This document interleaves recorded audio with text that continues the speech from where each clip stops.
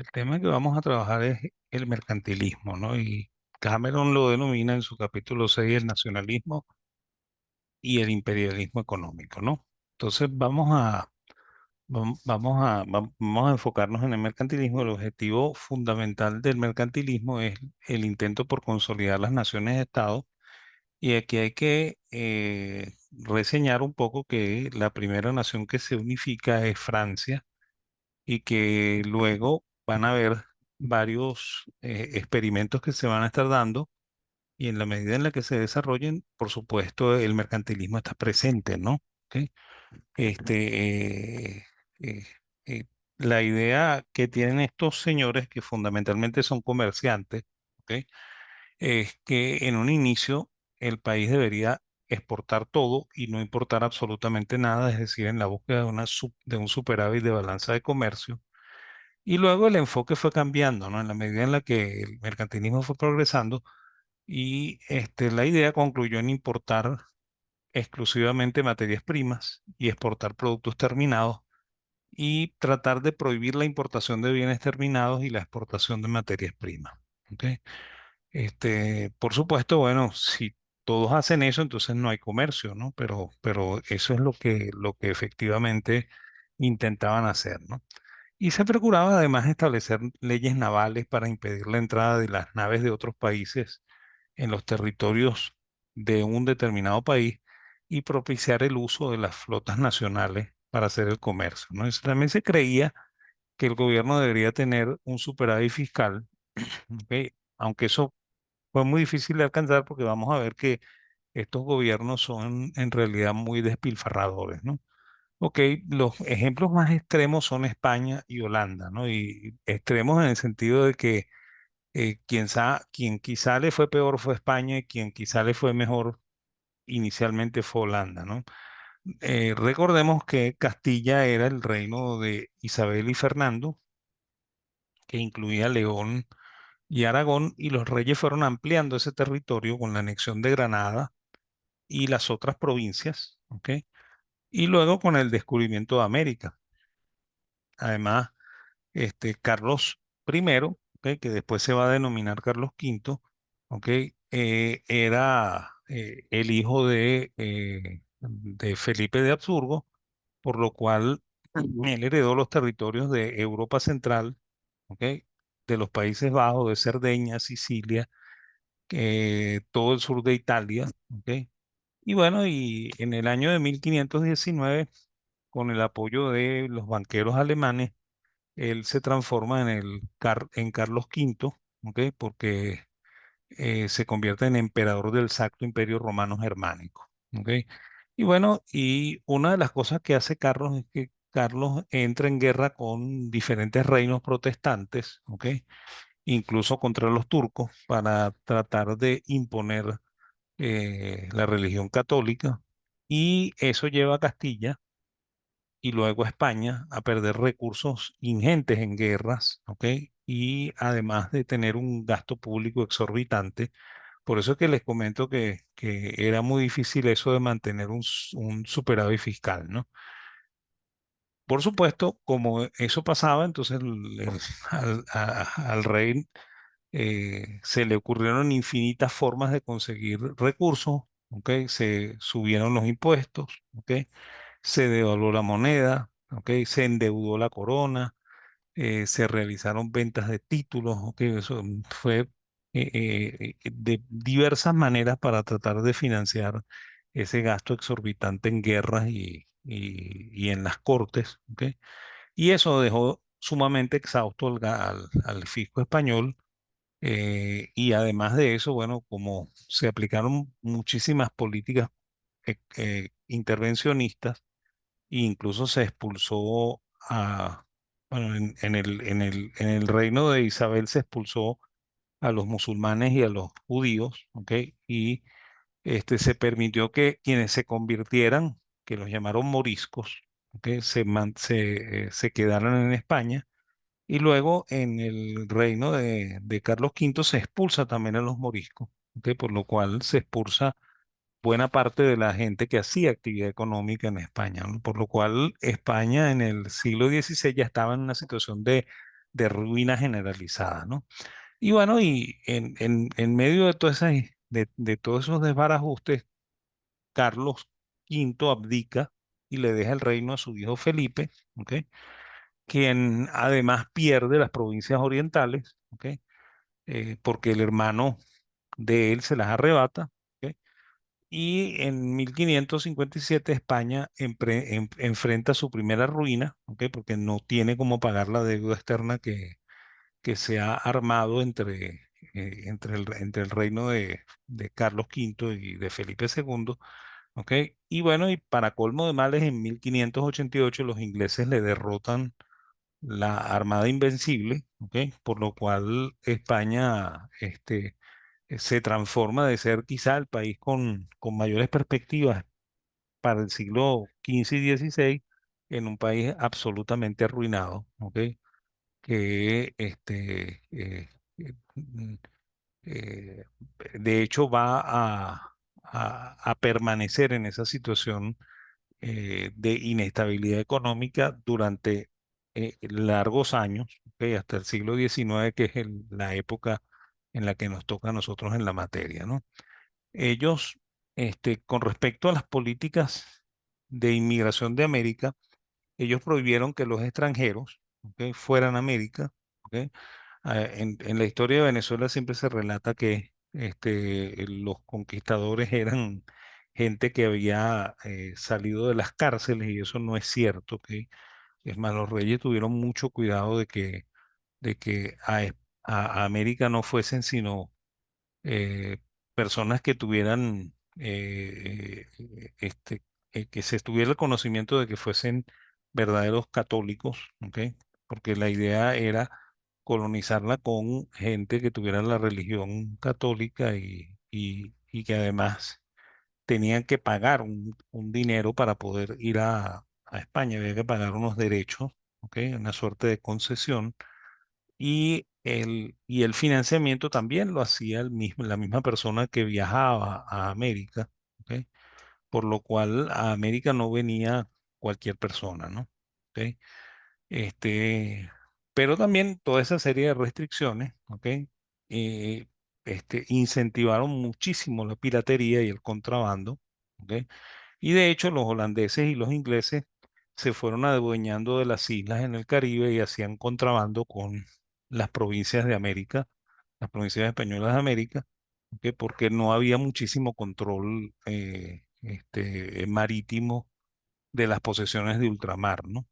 Y hacia el siglo XVIII el mercantilismo va a pasar en casi todos los países de un mercantilismo de estilo metalista, o sea, de eso que comentamos de que intentaban tener un superávit de balanza comercial puro, ¿ok? Y además acumulación de metales, por eso que se le llama mercantilismo metalista, acumulación y extracción de metales, hacia un mercantilismo más comercial, ¿ok?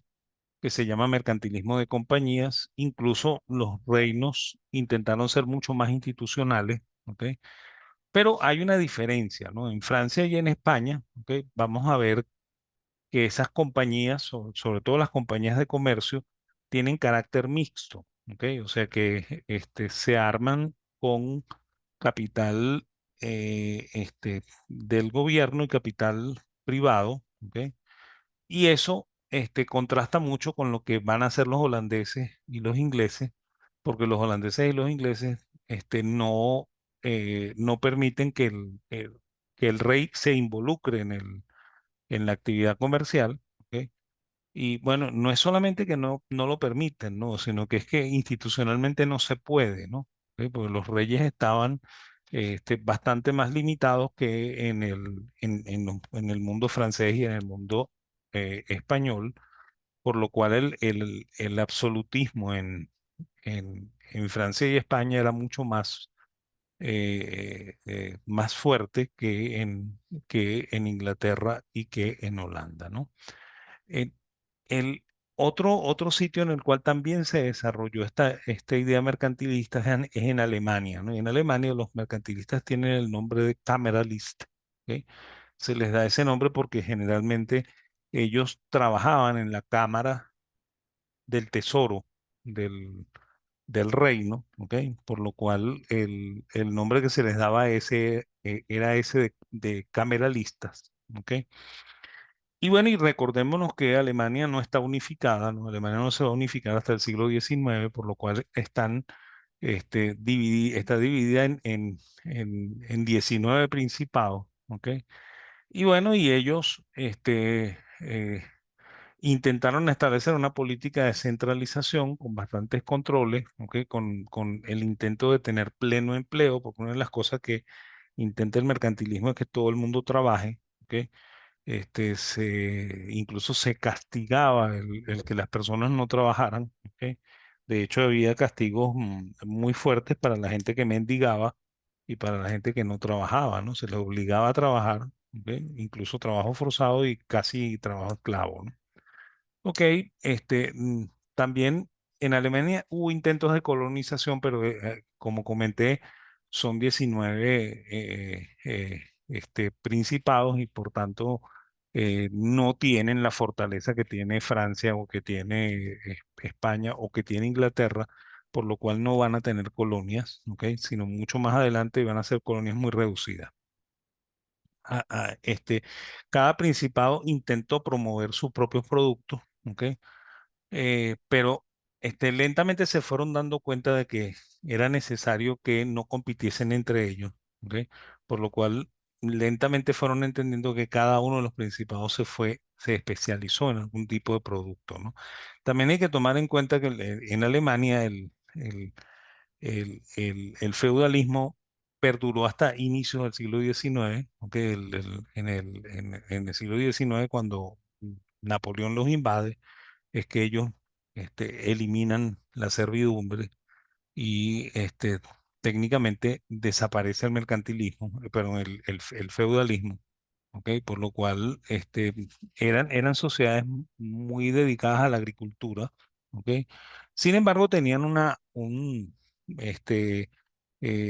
artesanado bastante fuerte, ¿ok? Que ese es el que va a promover el desarrollo en el siglo XIX, ¿no? Ok, trataron de tener autosuficiencia fiscal. Una de las cosas que tenían era que cada principado era pequeño, ¿ok?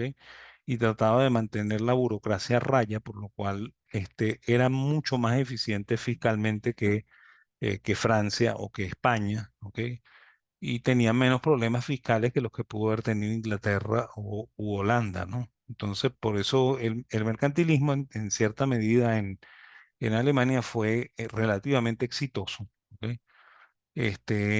Y bueno, y alrededor del siglo XVIII se crean cátedras en las universidades para el estudio de la ciencia del Estado, que es una cátedra que se llama en alemán Staatswissenschaft, ¿ok?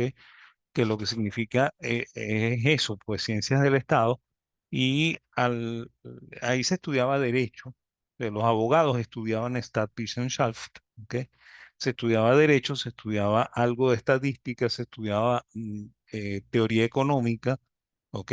Y por supuesto ciencias políticas, porque fundamentalmente lo que se estaba tratando de formar era un empleado público lo suficientemente capacitado como para trabajar con los príncipes, ¿no? Que eran estos cameralistas, ¿no? Y que después evolucionaron hacia lo que va a ser la escuela histórica alemana que vamos a ver luego más adelante. Los más exitosos, ¿ok? Son los príncipes de la casa Hohenzollern, ¿ok? Que son los que manejan Prusia y por supuesto Prusia va a ser el principado más importante y el principado que va a provocar la unificación en el siglo XIX, ¿ok?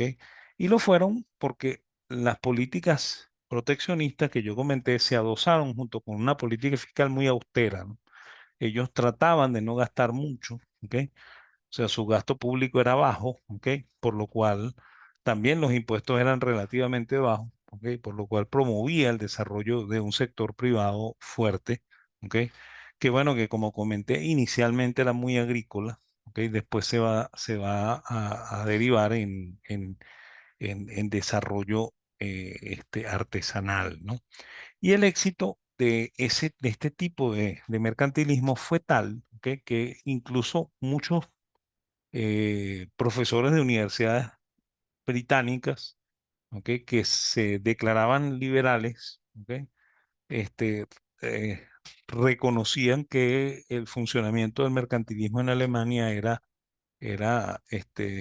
bastante bueno, ¿ok? Y que incluso se podría imitar, ¿no? ¿Ok? O sea que esa es una de las cosas que van a tener, ¿no?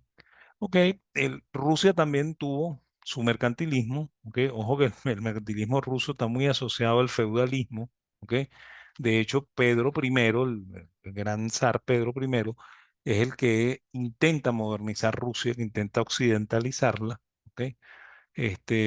Pero él no lo logra, ok. Ellos al igual que Alemania, tienen servidumbre atrás a la tierra, en este caso, mucho peor que en Alemania, ¿ok?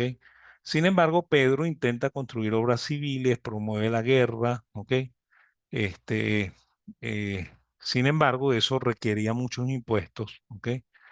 Y como el sistema de producción ruso no funcionaba de la manera en la que él creía, entonces él también estableció empresas propias, ¿ok? Que funcionaron con una suerte de capitalismo de Estado que, por supuesto, no funcionó bien, ¿no? ¿Ok? Y efectivamente todas esas empresas fracasaron a la muerte de Pedro, ¿ok? Y la sucesora de Pedro es su nuera, que es Catalina la Grande, y ella siguió las políticas de Pedro, ¿ok? Pero esta vez intentó financiarse por la emisión de billetes fiduciarios, o sea que ella crea un banco central, ¿ok? Para tratar de financiarse, que era una de las cosas una de las instituciones del mercantilismo es el Banco Central, eso lo vamos a ver luego cuando hablemos de Francia, ¿ok? Y el problema de Rusia es que su agricultura siempre permaneció en la Edad Media, ¿ok? Y la artesanía nunca llegó a consolidarse, ¿ok? De la misma manera en la que se consolidó, por ejemplo, en Alemania, ¿ok? Por lo cual Rusia permaneció en estado de mucho atraso, muy, incluso entrando al siglo XX, ¿no? El caso más radical de mercantilismo es el caso francés, ¿no? Y en francés al mercantilismo se le llama colbertismo, ¿no? Y se le llama colbertismo porque el ministro fundamental, ¿ok? Es un señor que se llama Jean-Baptiste Colbert, ¿ok? Y bueno, y por él se asume, ¿ok? El nombre de colbertismo para hablar de mercantilismo en Francia, ¿ok? Y aquí hay que comentar algo, ¿no? En la Edad Media, los reyes normalmente no cobraban impuestos, ¿ok? Y vivían de lo que producían sus tierras, ¿ok? Eso pasaba en casi toda Europa y Francia no era la excepción, ¿no? Y bueno, y normalmente los reyes solamente cobraban impuestos cuando entraban en periodos especiales de guerra, ¿ok? Y ese fue el caso de Francia, pues Francia tuvo que enfrentar varias guerras, ¿ok? Entre ellas la Guerra de los 100 años, ¿ok? Por lo cual tuvo más de 100 años con impuestos, ¿ok? Y al final esa práctica se quedó como permanente, ¿ok? Este, eh, y bueno, ya para 1453 el impuesto era una realidad en Francia, ¿no? En aquella época gobernaban los reyes de la casa Valois, ¿ok? Lo que se llaman también los capetos, ¿ok? Y estos capetos se extinguen en el año de 1589 porque el último rey no deja heredero, ¿ok? Por lo cual nombran sucesor, ¿ok? A Enrique IV de Navarra, ¿ok? Que es el primer rey de la Casa Borbón en Francia, ¿no? Entonces, él va a asumir el reino en 1589, va a mandar hasta 1610, y él intenta, ¿ok? Modificar el sistema fiscal francés, y en eso lo ayuda uno de sus ministros, quizá más importante, ¿ok? Que es el duque de Sully, ¿ok? Que se llama Maximilien de Bethune, ¿ok? Y él es el que inicia ese sistema de centralización de controles, y de una política fiscal bastante estricta, ¿no? ¿Ok? Digo estricta en el sentido de cobrar muchos impuestos y también gastar mucho dinero, ¿no? ¿Ok? Este, aquí hay que contar también una historia adicional, ¿no? Enrique IV originalmente es calvinista, ¿ok? Sin embargo, Francia es católica, ¿no? Entonces, cuando muere el último de los Capetos, a él le dicen que él le toca ser rey de Francia, pero que hay una condición, ¿no? Que él tiene que cambiarse de religión, ¿ok? Y bueno, luego de una pausa, Enrique decide bautizarse porque Enrique nació protestante, ¿ok? Pues su madre fue la que se convirtió y tenía problemas muy serios con el catolicismo, ¿ok? Por lo cual originalmente Enrique fue criado como calvinista, ¿no? Bueno, él, en su reino, él estableció el edicto de Nantes, ¿ok? Porque Francia tenía problemas de guerras de religión, como casi todos los estados en, en- en, ¿cómo se llama? En Europa, pero por ese edicto de Nantes, esas guerras se sofocaron por un tiempo, ¿no? Y una de las cosas curiosas que trajo la mentalidad de Enrique a Francia es el establecer fábricas del Estado. ¿Ok? Se empezaron a ver empresas que eran propiedad del Estado, ¿ok? Que por supuesto eran profundamente ineficientes. ¿Ok? Y bueno, y van a van a dejar como consecuencia un país que después de haberse convertido quizá en el país más rico de Europa y el país señero de Europa en el siglo XVI, ¿ok? En el siglo XVII se viene abajo, ¿ok? Y comienza un periodo de decadencia en Francia, ¿ok? Eh, este, eh, Ese sistema de centralización fiscal que trató de establecer Sully, ¿ok? Llegó a su apogeo con el señor Jean-Baptiste de Colbert, ¿ok? Que es hombre que comenté que por él el colbertismo se llama, o sea, el mercantilismo se llama colbertismo en Francia. ¿Ok? Este, una de las cosas que hace Colbert es que él promulga un extenso arancel de aduana, ¿ok? Por lo cual intenta prohibir casi la importación de cualquier cosa en Francia. Y bueno, eso por supuesto no permite que el comercio mejore, ¿ok? Y como eso no funciona, él en lugar de aligerar las restricciones, impone más restricciones, ¿ok? Incluso llega a declararle la guerra a Holanda, ¿ok? Porque uno de los grandes misterios del siglo XVII es que Holanda se está enriqueciendo, ¿no? ¿Ok? Que está ocupando el lugar que está dejando Francia, ¿no? Y uno de los errores que ellos cometen en 1685, ellos suspenden el edicto de Nantes, ¿ok? Y expulsan a los protestantes de Francia. Y bueno, y por supuesto eso complica mucho, ¿ok? La parte económica francesa, ¿ok? Y es lo que va a permitir que Holanda se convierta en el líder señero de este momento, que después va a ser sustituido por, por Inglaterra, ¿no? El sistema fiscal de Francia era excesivamente deficitario, ¿ok? Y el gobierno francés muy rápido entró en quiebra, ¿ok? Al igual que el español, ¿ok? La quiebra aquí se da a final en el gobierno de Luis XVI, de Luis XIV, perdón, en el año de 1715, ¿no? Y por eso es que hay un señor, hola, escocés, ¿ok? Que propone la creación de un banco emisor, ¿no? Que es un banco central, ¿ok? Para emitir dinero fiduciario con la intención de financiar el reino, ¿ok? Y bueno, y resolver los problemas fiscales de Francia, ¿no? ¿Ok? Sin embargo, eso mete a Francia en un problema de inflación terrible, ¿ok? y en la quiebra de ese mismo sistema que trata de imponerlo, ¿ok? En el año de 1720, ¿no?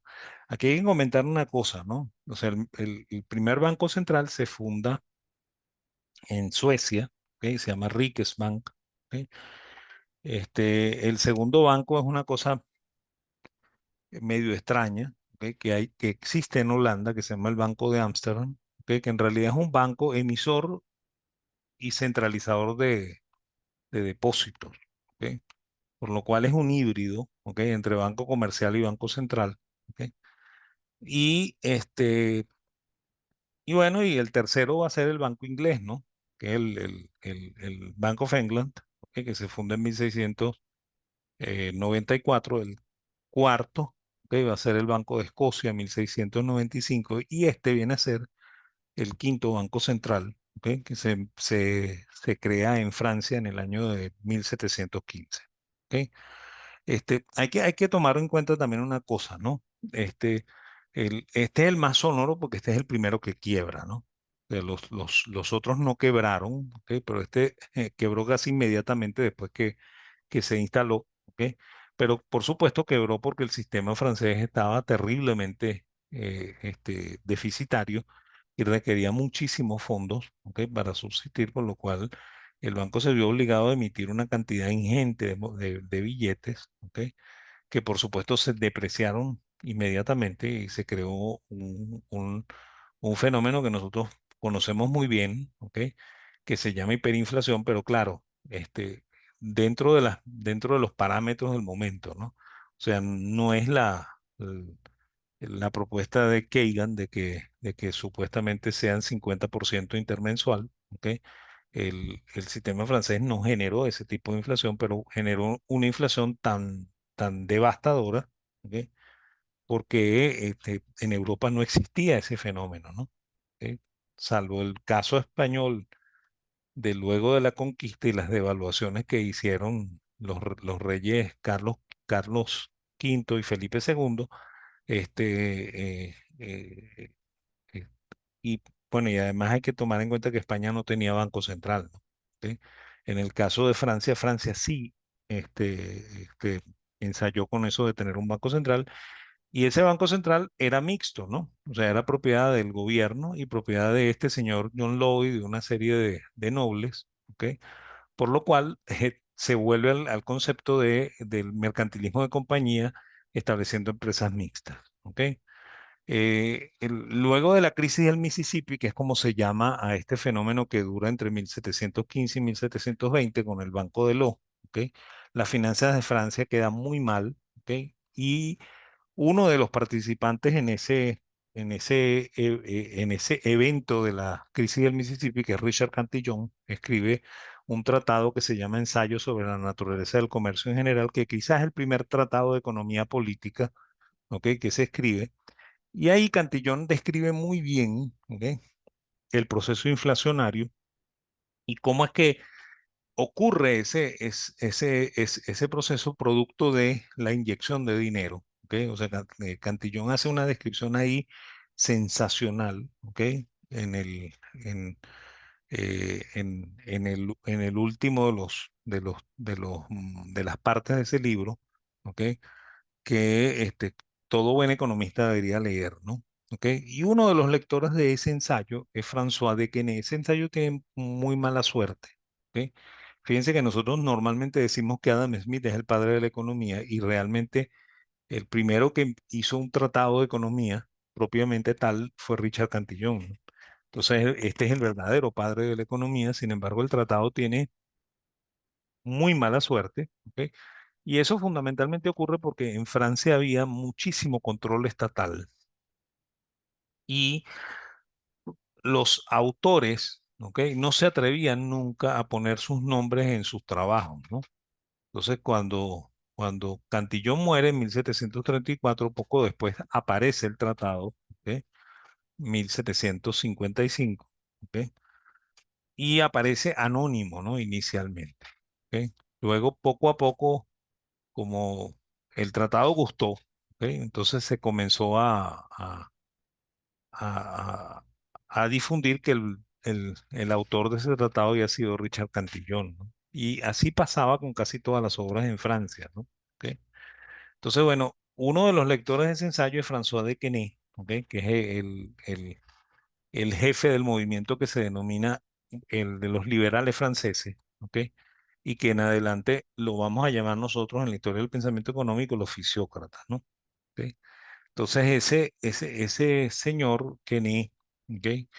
Eh, eh, él toma algunos del- de, de los preceptos de Cantillon y crea una forma de entender la economía en Francia que, que tiene como intención, ¿ok? Tratar de preservar, ¿ok? el, la monarquía francesa, ¿ok? Y hacer todas las modificaciones que sean posibles para que esa monarquía se preserve, ¿ok? Entre sus ideas está la adopción de que el valor de costo es importante, ¿ok? De que todas las cosas están relacionadas al valor de costo, que la producción funciona siempre de acuerdo a un sistema de costos constantes a escala, ¿ok? Y además cree que la riqueza se origina en la tierra, ¿ok? Y bueno, durante mucho tiempo siempre se dijo que era la agricultura, pero en realidad es cualquier actividad extractiva de la tierra, ¿no? Por lo cual involucra agricultura y minería, ¿ok? Y él publica un trabajo que se denomina la Tableau économique, ¿ok? En el cual divide las clases económicas y clases sociales en tres, ¿ok? Una clase que él llama productiva, que son los que extraen los productos de la tierra, ¿ok? Porque él dice que esos son los únicos que generan de verdad valor, ¿ok?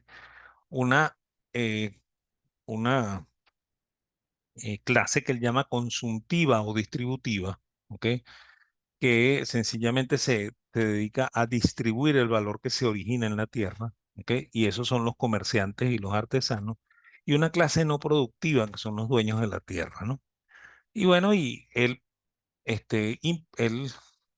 cree, ¿ok? Que la única de estas tres clases sociales que debería pagar impuestos es la no productiva, ¿no? Que no se debería cobrar impuestos a los que extraen la riqueza de la tierra, porque eso impediría que ellos acumulen capital y puedan seguir extrayendo la riqueza, ¿ok? No se debería tampoco pechar a los que están en la clase consultiva, porque si lo hacemos, entonces destruimos la poca riqueza que ellos pueden crear, ¿ok? Porque en realidad no crean riqueza efectiva, según Kennedy, ¿ok? Y bueno, y como los únicos que se apropian de una riqueza que no les pertenece son los rentistas, ¿ok? Y esos son los que los que deberían pagar el impuesto según Kennedy. ¿Ok? Y eso tiene un problema muy serio, ¿no? El problema muy serio es que, por supuesto, los dueños de la tierra eran los nobles y el rey. ¿Ok?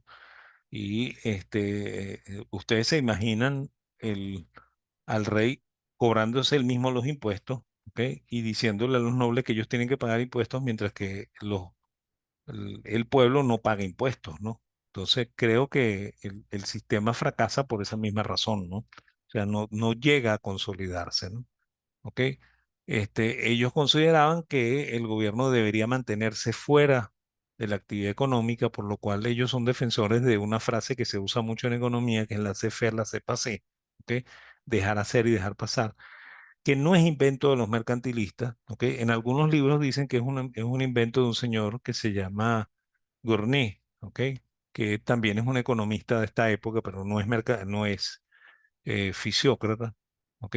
Esa frase la acuñó Thomas Legrand, ¿ok? Que él es uno de los empresarios de la época de Colbert, y Colbert que está tratando de montar ese sistema, ese aparataje de controles, ¿ok? Le pregunta a dos empresarios que están en su oficina de Versalles. Y bueno, uno de ellos es Tomás Legrand, ¿ok? Y él le dice, qué quieren ustedes que este ministro haga por ustedes, ¿no? Y entonces Tomás Legrand le dice, nosotros lo que queremos es que usted nos deje hacer, ¿ok? Que nos deje pasar, ¿ok? Y bueno, esa frase quedó marcada allí, ¿ok? Y bueno, y la usaba Garnet como efectivamente lo dicen, pero no es el primero que la usa. Es más, Garnet la usaba en su escudo de armas, ¿ok? Y la completaba con la frase, o sea, o sea, con otro verso adicional, ¿no? Él decía, la cepa c'est le monde pas de lui-même, ¿ok? O sea, el dejar hacer, dejar pasar, que el mundo va de su propia cuenta, ¿ok? Además, ellos creían que el gobierno debía reformar todas las leyes de Francia, ¿ok? Para hacer que esas leyes funcionaran de acuerdo a las leyes naturales, ¿ok? Y de ahí es de donde viene la palabra fisiocracia, ¿no? Que fisios es naturaleza y Kratos es gobierno, no es el gobierno de la naturaleza, ¿ok? Y ellos son los que proponen a Turgot como ministro de Finanzas de Francia cuando llegue Luis XVI, ¿ok? Y bueno, y Turgot va a intentar establecer unas reformas muy parecidas a los fisiócratas, ¿ok? Ojo que Turgot no es fisiócrata, aunque hay mucha gente que lo acusa de tal cosa, ¿ok? Este, eh, Sin embargo, los fisiócratas lo tenían en buena estima, ¿ok? Y ellos son los que proponen que se nombre a Turgot como ministro de Finanzas, ¿ok? Él intenta resolver algunos problemas, incluso resuelve el problema de la crisis de las harinas, famoso, ¿ok? Pero la cosa no llega muy lejos, ¿ok? Y sus reformas quedan truncadas y poco después de que él es obligado a renunciar en 1776, ¿ok? Comienza la Revolución Francesa, ¿ok? Que por supuesto dará al traste con la monarquía y con el mercantilismo francés, ¿ok? Holanda, ¿ok? Es otro caso en el mercantilismo, pero este es el gran misterio de los siglos XVI al XVIII, porque Holanda tenía un sistema político muy distinto al de Europa, ¿no? Holanda inicialmente este, es parte del Reino de España, ¿ok? Y ellos logran independizarse, ¿ok? Y montar un gobierno, ¿ok? En el cual incluso, ¿ok? Eliminan su propia monarquía, ¿no? Y ellos se dividen en 7 provincias, ¿ok? Con igualdad de voto y un consejo federal, ¿ok? Que es el que dicta las políticas de Holanda, ¿no? ¿Ok? El fuerte de ellos es la pesca, ¿ok? Y, y bueno, y ahí se va a dar mercantilismo porque el, el- los productores de arenque van a tratar de que le controlen su negocio para que su negocio funcione de acuerdo a lo que ellos quieren. Y eso va a ocasionar una cosa muy curiosa, ¿no? Que es que precisamente el, el, el arenque es el negocio que menos crece en Holanda, ¿no? ¿Ok? O sea que el negocio más controlado es el que menos crece, ¿no? Y tiene todo el sentido, ¿no? ¿Ok? Bueno, ellos establecieron una industria bastante avanzada con el uso de materias primas que importaban, ¿ok? Y productos semielaborados de otros países, ¿ok? Y terminaban produciendo muy finas mercancías, ¿ok? Y como tenía una política de, de tolerancia, ¿ok? Entonces eso atrajo una gran cantidad de calvinistas, católicos, judíos, ¿ok? Que habían sido expulsados de las otras naciones, ¿no? Entonces, eso fue lo que atrajo capital intelectual a Holanda, de capital este, eh, intelectual en el sentido de la producción, ¿ok? Y bueno, y como no tenía aranceles con el exterior, entonces Holanda creció impresionantemente, ¿no? Y bueno, y como se habrán fijado, el mercantilismo cree, ¿ok? Que los países son ricos porque tienen recursos, ¿no? ¿Ok? Y Holanda no tenía recursos, ¿no? Entonces, por eso es el gran misterio de los siglos XVI al XVIII, porque es un caso extraño de un país que no tiene materias primas, ¿ok? Y que sin embargo se está enriqueciendo impresionantemente, ¿no? ¿Ok? Y el lugar que tiene Holanda lo va a ocupar Inglaterra, ¿ok? Lentamente, ¿ok? O sea, lentamente Inglaterra va a sustituir a Holanda y va a ser el centro de atracción de todos estos personajes, ¿no? Calvinistas, católicos y judíos, ¿ok? En una cosa híbrida, ¿ok? Que es Inglaterra, ¿ok? Es más, de hecho, nosotros lo vamos a ver luego con la Revolución Gloriosa, ¿ok? Jacobo llega a ser rey de Inglaterra, ¿ok? Y cuando en 1625 asciende al poder su hijo Carlos I, ¿ok? Él pretende gobernar sin parlamento, ¿ok? Eso lo vamos a desarrollar más adelante cuando hablemos de la política en Inglaterra, que se van a dar cuenta que es bien diferente al resto de Europa, ¿ok? Y ahí comienza una guerra contra el rey, ¿ok? Hasta que por fin en 1649 lo enjuician y lo ejecutan, ¿ok?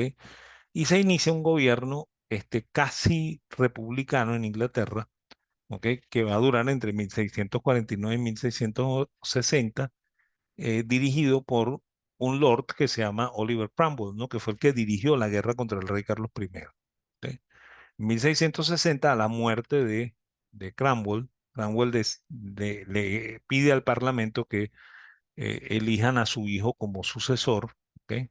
No como rey, pero sí como sucesor en el puesto de Gran Lord Preservador, que es el que tenía Oliver Cromwell, que es como una suerte de presidente de la República. Entonces, bueno, en 1660 los ¿cómo se llaman? Los miembros del Parlamento deciden que ellos habían sido monárquicos, iban a seguir siendo monárquicos y convocan a los herederos de Carlos I, ¿ok? A Carlos II y Jacobo II, ¿ok? Pero ellos son destituidos muy rápido, ¿ok? En 1688 y desde 1688 el rey de Holanda que estaba sin trabajo, porque como les comenté hace un rato, Holanda destituye a su rey. Entonces, el rey de Holanda, que es Guillermo de Orange-Nassau, se convierte en rey de Inglaterra y desde allí esa va a ser la casa inglesa hasta cuando la reina Victoria se case con el rey Alberto, ¿ok? O con el príncipe Alberto, que la casa cambia de nombre, ¿no? Y en 1707 ellos se constituyen como Gran Bretaña porque ahí se unen los dos parlamentos, ¿no? Se une el parlamento escocés con el parlamento británico, ¿ok? Y se convierten en la Gran Bretaña, incluso cambian la bandera y bueno, y ahí pasa una cosa muy curiosa, ¿no? Que como el rey no tiene posibilidades de fijar impuestos, y eso lo vamos a ver cuando hablemos del caso político de Inglaterra, entonces muy a pesar de que el mercantilismo funciona, ¿ok? El rey no puede participar, ¿ok? Ni puede armar los controles que se armaron en Francia, por lo cual este mercantilismo inglés funciona bastante bien, así como funcionó el mercantilismo en Alemania, ¿ok? Esa es una de las características fundamentales de Inglaterra y además su tolerancia, ¿no? Porque ellos, aunque ellos tuvieron una guerra de religión, porque Cromwell ocasionó una guerra de religión, ¿ok? Porque como los católicos originalmente defendían al rey Carlos I, ¿ok? Entonces ahí hubo una suerte de guerra contra los católicos, ¿ok? De hecho, ahí es cuando invaden Irlanda y se expropia a los terratenientes irlandeses que eran católicos, ¿ok? Este, el, el- los reyes sucesivos tuvieron que ser bastante tolerantes, ¿ok? Y esa tolerancia fue lo que provocó el crecimiento ingente de Inglaterra, ¿no? Pero en Inglaterra, a pesar de eso, había mercantilismo con sus colonias, ¿no? Y de hecho, en 1651 ellos establecen una legislación que se llama el Navigation Act, ¿ok? Que impide que naves que no sean británicas, ¿ok? Lleguen a las colonias británicas, ¿ok? Y por supuesto, eso complicaba la situación de las colonias americanas, ¿ok? Y va a ser parte del problema que va a terminar en la guerra, en la guerra de independencia norteamericana.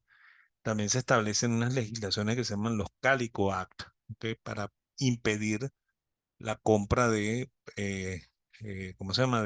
De productos holandeses, ¿ok?